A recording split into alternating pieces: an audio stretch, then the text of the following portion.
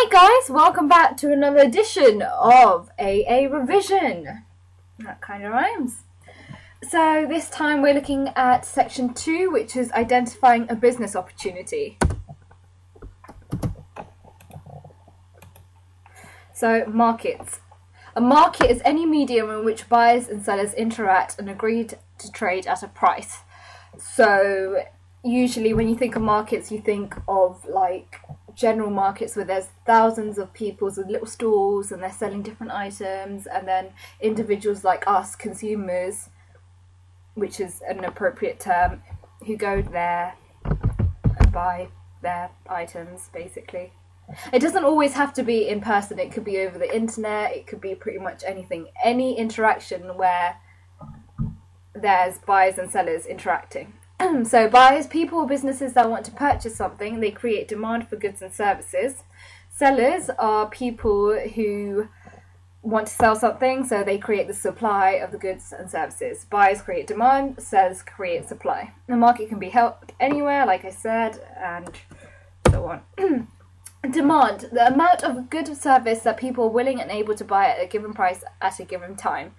So, for example, okay, let me just summarize this first. So, market demand, sum of all individual demands for a particular good. So when price increases, quantity decreases, and when price decreases, quantity increases. In my first graph over here, you can see that as the price decreases, because the demand curve, there's a movement along the demand curve which slopes downwards.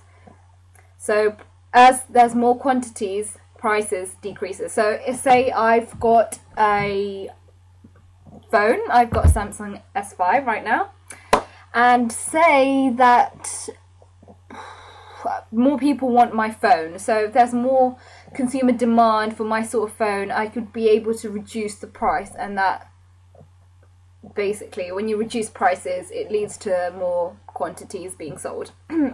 So a left shift in the demand curve means there's a decrease in demand, and a right shift in demand means there's an increase in demand.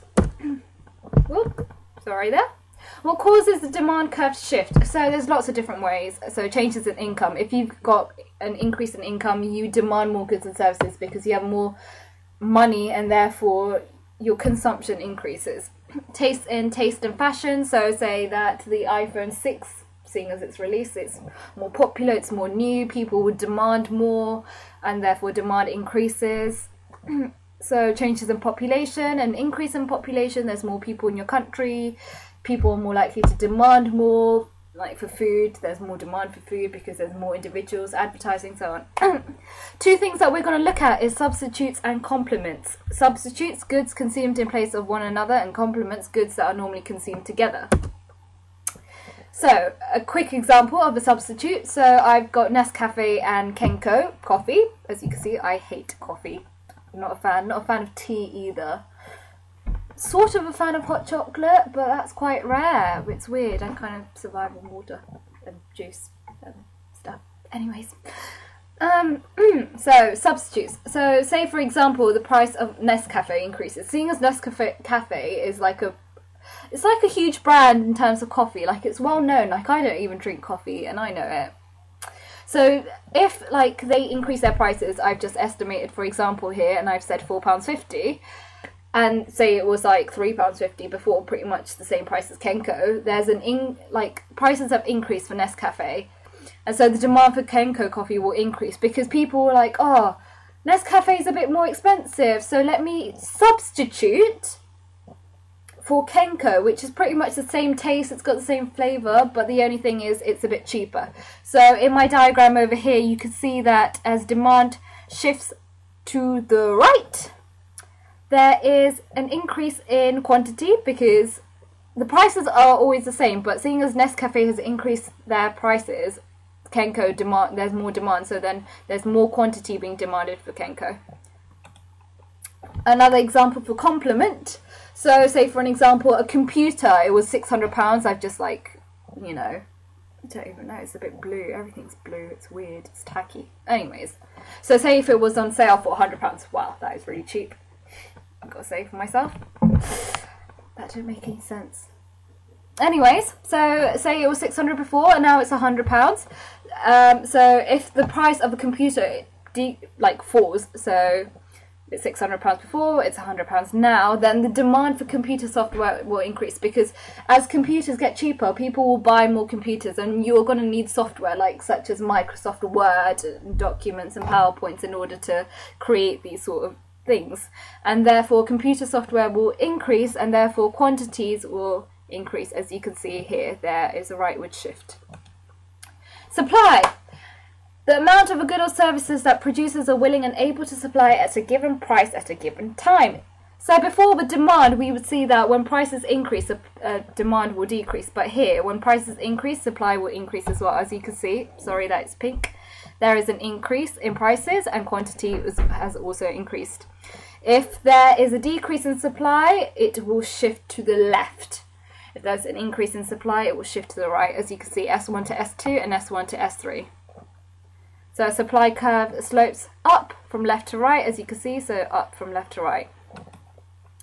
Causes of supply curve shifts. So there's changes in cost, changes in size of the industry, taxation. So all these, for example, let me use new technologies. If there is an increase in technology, then there is more supply, and therefore it will shift to the right, and there's more quantities, and the price is likely to decrease. A quick tip in order to remember all of these: demand, so demand, the D, so down from left to right, and supply, you can see that there's a little, I'm losing my words. The word up is in supply, and therefore you know that it's sloping upwards, so from left to right, so upwards, and demand would be going downwards. Equilibrium point is something really useful to know. So it is basically where demand and supply meet. It is where the point at which quantity demanded is the same as quantity supplied, so everything is sold. There is no unsold stock. So if there was an increase in demand, there would be more demand than there would be supply, and the other way around. But then it depends on how you draw your curves. But for AS and for business studies, it's not economics, and so basically it's pretty straightforward. Market orientation. When a business focuses its activities, products and services around the wants and needs of the customers. This means that they focus on meeting the needs of the customers. So they technically have a competitive advantage, because it gives them a competitive advantage over their rival over their rival businesses, which may not be so closely focused on the customer. Brand loyalty. So it's when, what's an example? If you keep going to a certain company, say for Apple, for example, if you've got an Apple iPhone, you've got an Apple iWatch, that's pretty new. I wonder what the news is going to be like about that in a few years. So brand loyalty, if you've got brand loyalty, you know that they're going to keep coming back, and that creates, it does link into the first advantage, which is a competitive advantage. You've got that competition against your rivals. You've got satisfied customers, and if you've got satisfied customers, and if they're happy with your products, this would lead to people more likely to recommend your business, and that generates more sales and profits. Please remember, when you're writing out your essays, when you write out your definitions, everything, you define, and then you state, you apply your knowledge, and then make sure you have a chain reasoning, like here. For advantages number 3, satisfied customers. What does satisfied customers lead to? So you talk about how they recommend the business to other consumers, like their families, their friends, and that generates more sales and profits, and therefore what happens to the business. You've got to chain reason your... I really can't speak today. But basically, make sure that you have a chain reasoning when you're actually writing out your answers. And that's it. I'm surprised I've done that in pretty much 10 minutes. But thanks for watching, and I hope to see you again for Chapter 3, Evaluating a Business Opportunity. Until then, au revoir.